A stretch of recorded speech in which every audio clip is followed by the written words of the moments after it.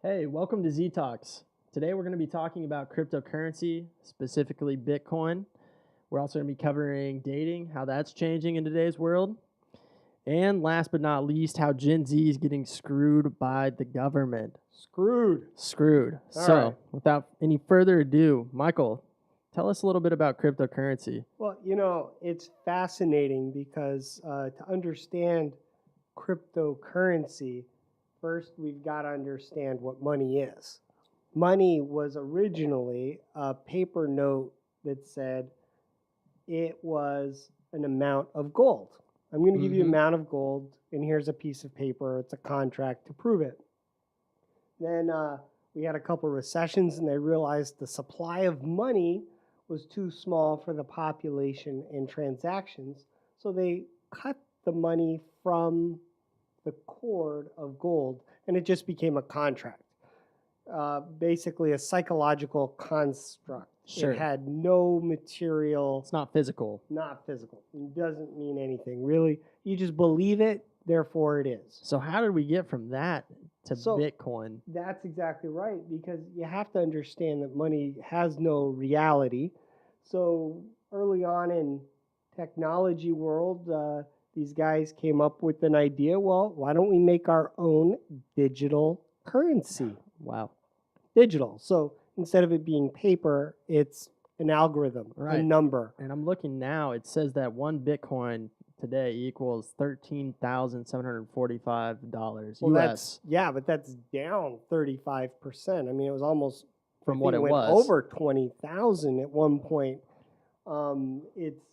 It has tremendous value because it can be used in ways that traditional money cannot be used. It's untraceable. That's my understanding. Is that still the case with Bitcoin? Yeah, well, it is and it isn't. It is tracked, but it's not tracked by regulating authorities in government. I'm reading now, right, and that's what it says. The main difference is this is from Bitcoin's site. It says that it's the first decentralized digital currency, or essentially that it does not have a central bank or single administrator.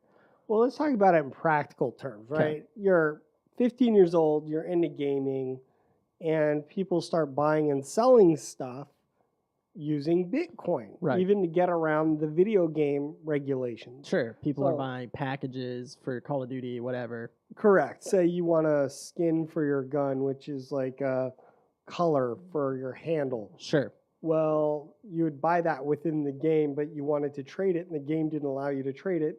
So you would give the person some Bitcoin, and they would give you their off the books, give you their skin, and then you're playing the game with your friends, and they're going, hey, this is really cool. And those kids who bought Bitcoin back in the day, guess what? They're all They left really rich. Few Bitcoins in their account, and college is paid for. Wow.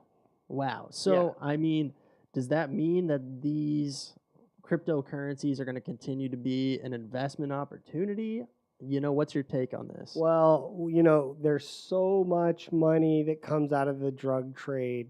There's so much money that's being laundered from rogue governments and everything that they went all into Bitcoin because it's being used more widely. It can be used internationally. It can be used for money laundering. It can be used for drugs. Right. And that shot the price up through the roof. Exponentially. And we're seeing a trend. I mean, apps like Venmo, PayPal. I mean, there's so many. The way that, well, first of all, the currency itself is being changed. It is changing faster than I can understand. And then the way people pay is changing. I mean, people are no longer carrying cash, Right, exactly.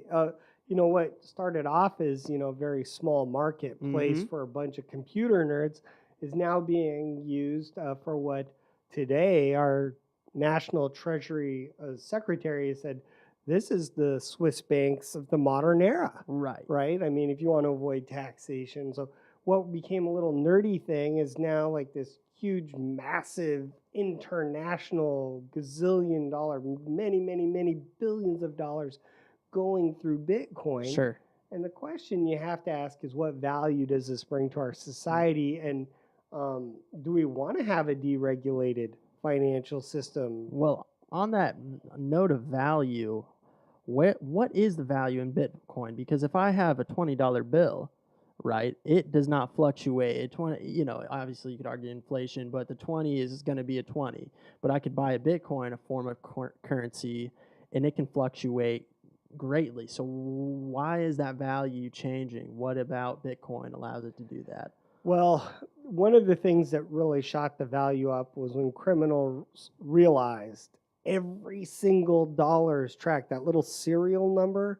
Now, Right. when it goes in a bank, it goes through a machine, and that machine tracks the location of Ah, that dollar. So if I'm a pot dealer in Vancouver and I'm making $1 million a year, which is quite common for them, what do I do with all this cash? right. Right? I can't put it into a bank. I can't do this. So Bitcoin becomes essential to making these transactions happen. And I don't think people understand the size and scope of the drug industry in our country. It's Florida's largest cash crop. Right, it's huge. The Right. black market, the Yes. Silk And that Road. money has to go somewhere so that it can eventually be realized into So this is the material next. goods that the guys are involved in. Sure, this is the next hot thing for the guy that has more illegal money than he knows what to do with. Exactly. Now, a little segue here. You'd mentioned that Bitcoins are mined, and that's something I'm still trying to understand. What do you mean by mining Bitcoins? That concept's still strange So to me. every money is created somehow, Right. right? In this case, they said, okay, there's going to be 21 million or so Bitcoins in the world. That's all there's ever going to be. Okay. And in order to get one, you have to find them. In order to find them, you have to run these programs. And these programs are like software that goes out searching. Just imagine you're walking through the woods looking for a little gold nugget somewhere. Okay. And So it's like Pokemon for currency. correct, right. And you get this huge world that's far bigger than like our entire universe. And so you have computers, massive computing power is being used to go out and find these coins out in the woods. And then when you find one, you get it, and that's yours to keep. Wow. But to run the computers, you need electricity. Yeah, there's an article here. Right. And then that's the deal now is how much electricity the computers are using to go out and search and find Bitcoin. It's pretty amazing. I mean, from just some of the stats here, this is from the Drive. I'm not sure that's a great source, but it says that Bitcoin mining is using 30 times the energy of all the Teslas in the world combined. Right. Another way to look at it is 17 nuclear power plants are being used solely to run the computers that are searching for the Bitcoins. Wow. So, And about 15 million of them have been found, and there's like another 6 million to be found. so is Bitcoin here to stay? Is it? Well, I mean, China's the biggest energy source right now. Okay. Most of the computers in China are being used to find Bitcoin. How this ends, who knows? There's all kinds of new products being to change the way Bitcoin is using. People are really upset about the criminal elements, so they've come up with tagging systems and tagging products, so you can only use Bitcoin in a particular way if it ever comes through your possession. And for that to occur, all the transactions that Bitcoin go through become a part of a ledger.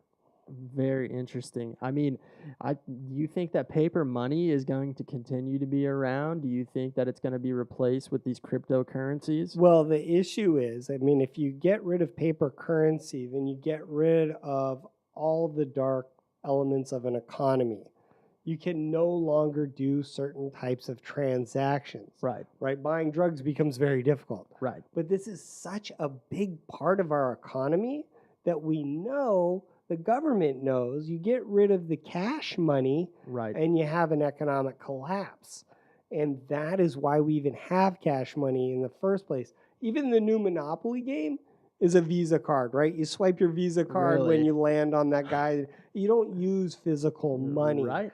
But without it, again, it makes it really hard for criminals and criminal business to continue, and To it's a huge exist. part of our economy. It's very interesting. So there's definitely good parts and bad, you Well, know. like everything, it starts off typically with the nefarious or criminal purpose, and Sure. then it over time evolves. And these new products, which are to legitimize the uses of Bitcoin as a digital currency in a more positive light, say, I'm only going to allow my Bitcoin to be traded amongst nonprofits, or I'm going to use my Bitcoin only to be used for Okay. small vendors in my community, Very interesting. then it's a positive thing, right? Right. You're actually facilitating transactions in seconds that used to take days.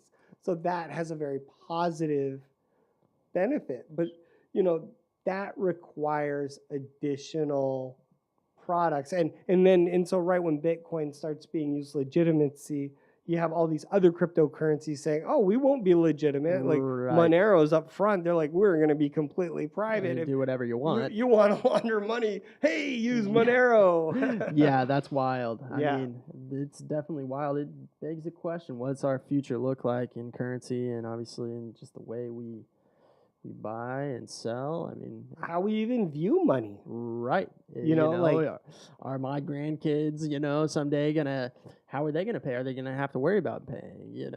Things gonna change that drastically? Who knows? well, if everything gets tracked, Mm-hmm. then that really changes human behavior, right? That makes sense. If you're looking at it, a lot of illicit activities, well, if it's all tracked and it all comes and it's all on a database, it's a real challenging time. If you look in the underground world, to launder money used to get 90 cents on the dollars. So if you're looking Okay. at these South American, Pablo Escobar days, Right. you got 90 cents on the dollar when you tried to. Now it's 50 cents on the dollar because it's so much harder. Right. And then people used to hide behind attorney-client privilege to allow it to happen. And then the court said, nope, you can't use attorney-client privilege in criminal cases. So Bitcoin was a solution for so many people who For are doing criminals. things that they don't want to pay taxes on, or they don't want to go to jail for. Very, very, very interesting. So, I mean, with Bitcoin and these cryptocurrencies, do they offer themselves up? Are they vulnerable to hackers, with changing currency? Are there changing threats? Well, as there's threats, the thing that's beautiful about the digital world is you got new products that solve them. Sure. But like Warren Buffett said 2 days ago, this is a story that most likely is not going to end well. And with Goldman Sachs and other big financial firms setting up cryptocurrency desks, it kind of legitimizes these markets. And the question is, do we want to? Do we even want to have these? Do we want to be using all the coal and nuclear power plants of the world to mine currency that is Right. primarily used for criminal activity at this point? We've got to ask those questions. Right, very interesting. So, I mean, as far as what it means for Gen Z and people looking at Bitcoin, I mean, it doesn't seem like it's a good investment opportunity, although some might I think. mean, look, if you bought Bitcoin back in the day for a few $100, great. Sure. Cash it into something meaningful, cash it into a college education, Right. cash it into a house, do something useful with it, maybe help some people in your community that are struggling. Try to turn that into something positive if you can. Sure. I wouldn't go into the currency now with someone else's money. Yeah, I completely agree. All it's going to take is a few more regulations, and that it's going to drop like a brick. I agree. And on that note, let's go ahead and take a break so we can give the audience a message from our sponsors. All right.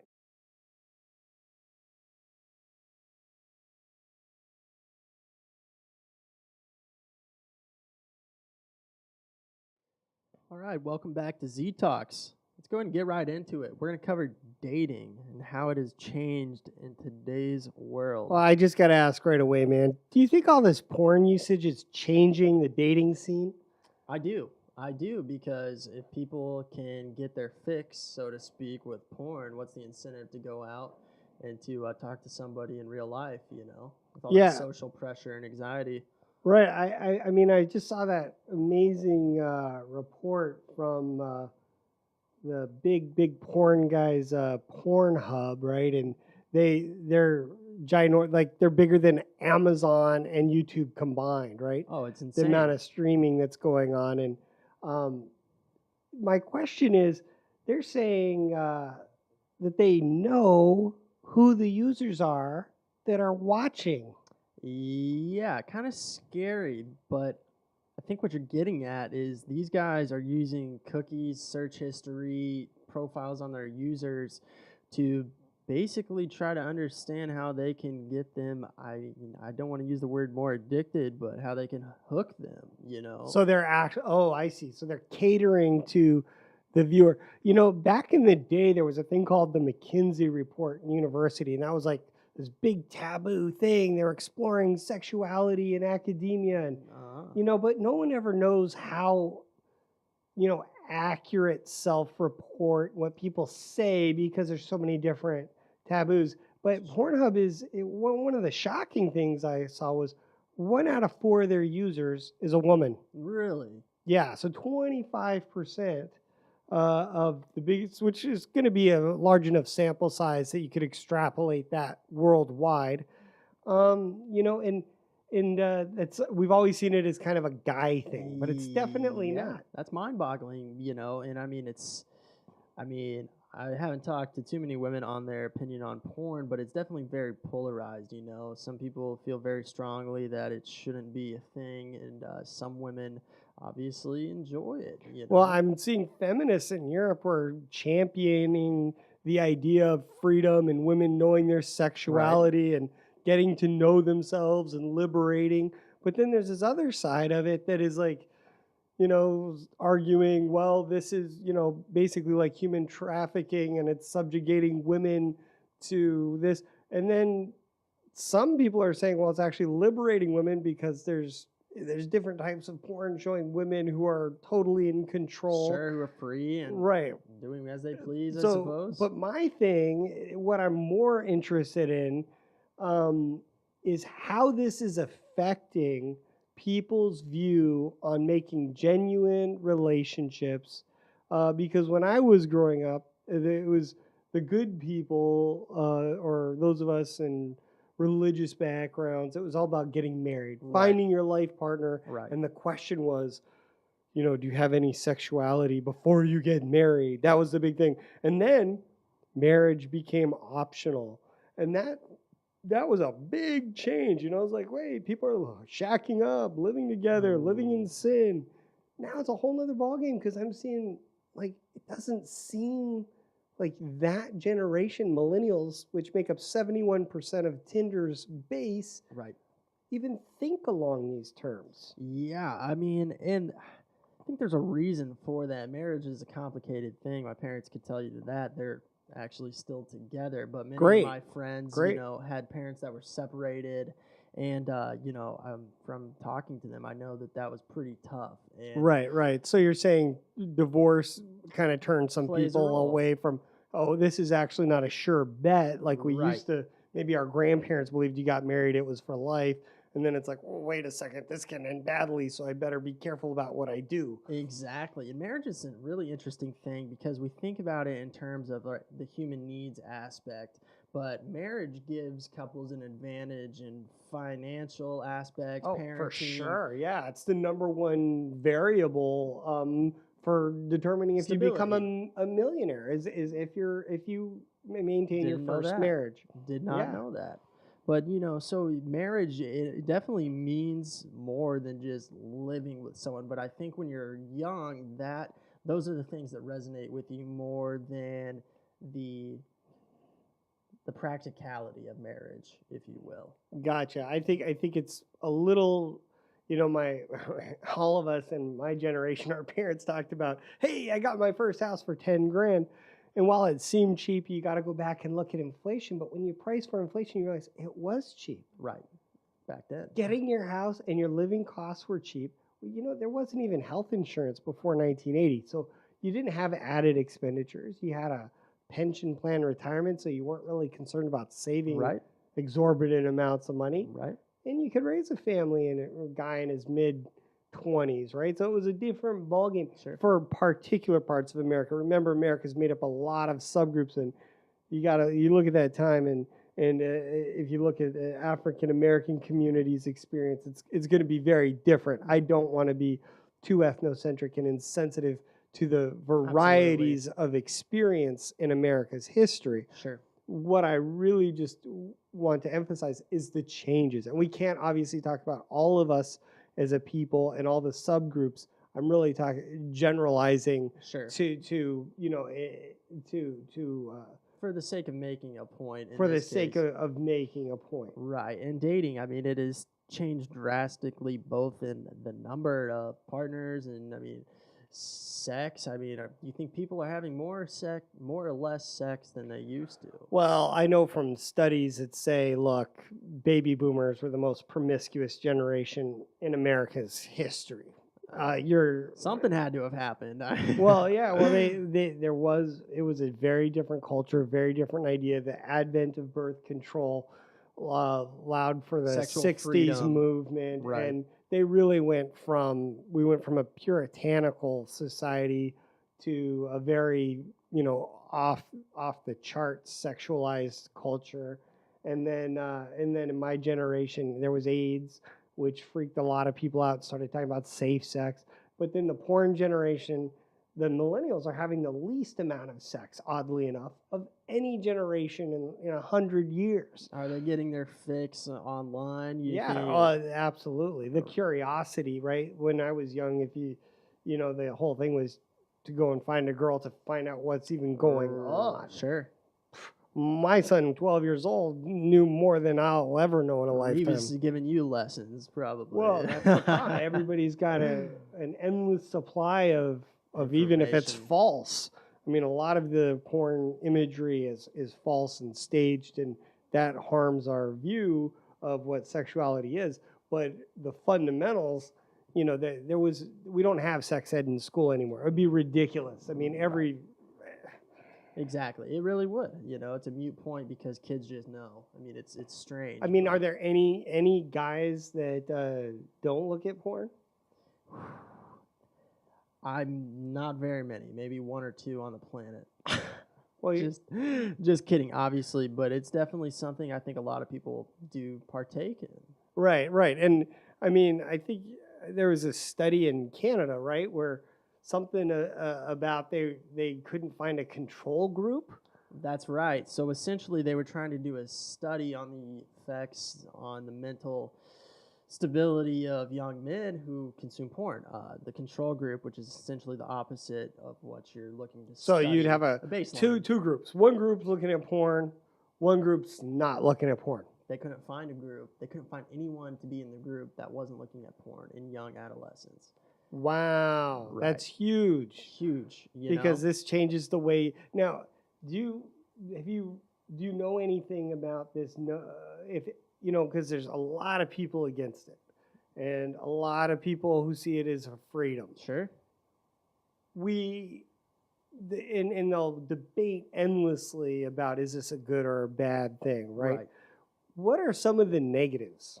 Well, in my opinion, some of the negatives are just that people aren't getting out and experiencing real relationships. And so if you're not, they say practice makes perfect, right? I mean, you're supposed to go out and build those skills and eventually create the family and all that jazz like your generation and the baby boomers have done prior to that. Well, the baby boomers got married often in their teens and early Sure. 20s. And my generation, it went to like 23, 24. Now, hey, we know people getting married for the first time, and hey, I better get married in my mid-30s because my biological clock is ticking. If at all. If at all. Right. Yeah. And so I think there's good and bad, but I actually have an article here that is arguing that pornography is making sex worse for millennials. Wow, that's kind of intuitive in some ways, and it's not intuitive in other ways. Right, and this is written from the perspective of women, and so basically women are saying that porn makes men lose touch with what women are really looking for in the Interesting. bedroom. And so there's this misconception that's occurring in the porn world. And I mean, we see this trend. You see it in Hollywood, right? And you see it in porn. And the biggest difference is that it's such an intimate thing, sex. And so if guys are going to porn to learn what is wanted, we're finding that's not that's not what women want, and that's not what makes good sex, and you could argue love and all of that Sure. happen. So it's just fascinating. So I think overall, it's going to have to be observed, but there's good and bad. There's good and bad. I agree. I'm very interested because the Me Too movement. Not there's a very wonderful movement with the Hispanics called the Me Too movement Sure. of fighting for rights. But I'm talking about the Me Too movement for women fighting to get to no longer be sexually harassed by powerful men, which is really a stupid, annoying thing. And not just annoying, horrendous thing. And I'm listening to this movement very carefully and hearing the suffering of these women. And a lot of this came about at a time when men just basically hit on everything that moved, and whatever they could get, they took. They had free reign. Right. And now I think it's a little hey, if you're that dirtbag guy and you want to be that guy, you got Ashley Madison. You want to have your affairs, and you can do it with somebody who's into that. Or you got Tinder, which 12% of the people are in committed relationships who are on Tinder.